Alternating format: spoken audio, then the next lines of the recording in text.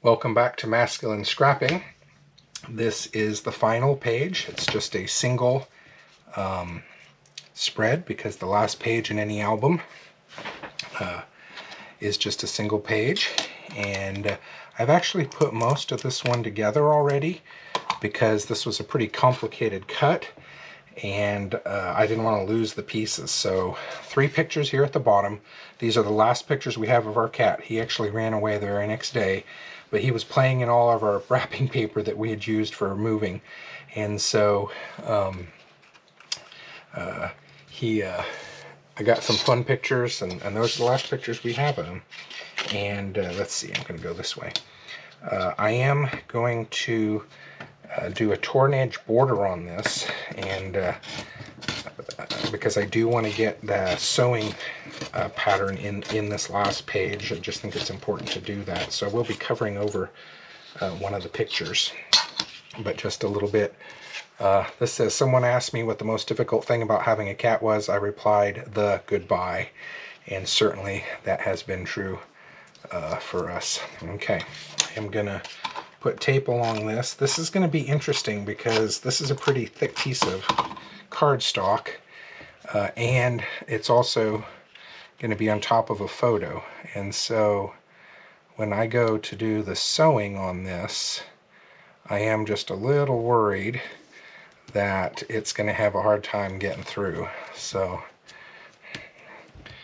yeah, I think I want that underneath it. Okay, let's try this. Let's see. Okay, yeah, that looks better. Okay, and I'll get this on here. I bordered this with a brown Sharpie just so that it would stand out a little bit more, but I really do like the way that that's looking. We are going to need to trim this off so that it is 12 by 12. So we'll trim that off, and then see there's a little bit extra there, and we will trim that off. Okay. And then I'm going to do the sewing right along here. So we will move to the sewing machine and we'll get to see how that works. Take care. All right, we are back to the sewing machine for the final stitching of this album, and I have changed the size of the pattern a little bit, so I'm going to be careful and see what it does. I'm making it thinner because this is a thinner strip, so we shall see how it turns out. The opening stitch, do it slow so I can see what's going to happen, and we'll start the project.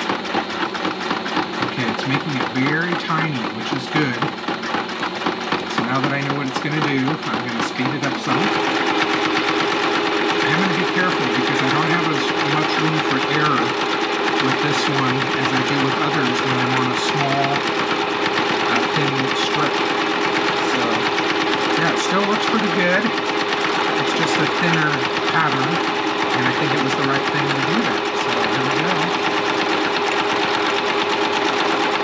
A lot of times you'll see me stitching just the border piece on before everything else goes on, but this one already was there.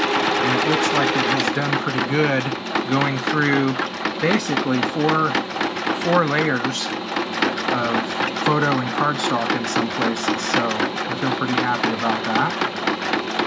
Getting close to the end here. So watch the pattern so I know where to stop it. And stop it right there. I'm going to back it up just a bit and tie it off. Okay, we'll cut it off. We will see you back at the crafting table. All right, we are back at the crafting table and about to finish the last page of the memorial album for our first cat, first cat Joey. And I'm just going to tape back the threads from the sewing that we just did. There we go.